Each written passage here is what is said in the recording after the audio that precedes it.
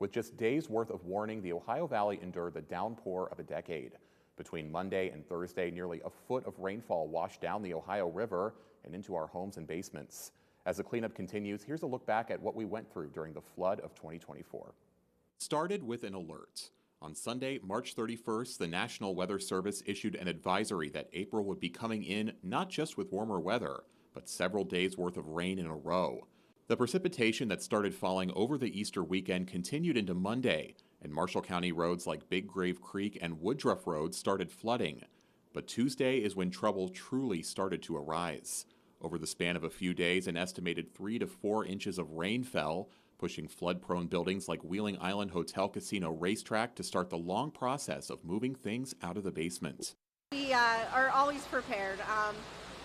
It really doesn't matter if it's 2 inches of water or 3 feet of water. I mean, our preparations are the same. As the river approached its peak on Thursday, the Ohio Valley began to see the full force of spring severe weather. Schools were canceled, roads were closed, and fields and golf courses were underwater. A Byesville man was tragically found dead in his vehicle, submerged under the water. Some homeowners were trapped as the water levels shut down entire neighborhoods. That's the big gates. That's the big commercial gates, and it's all underwater. And then there's the fences going up to the other fence. That's 4 feet. But like I say, it's the worst I've ever seen it. The Ohio River finally crested on Thursday evening, but once the waters receded, many residents have still been left with a devastating mess. But those living on the river knew exactly what kind of a hand to lend. The House of the Carpenter received a large donation of food and cleaning supplies given out for free on Wheeling Island.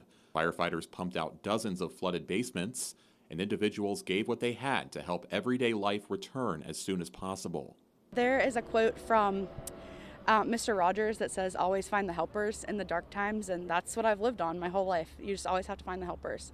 The National Oceanic and Atmospheric Administration put the crest of 41.85 feet as the highest Wheeling has seen since 2005.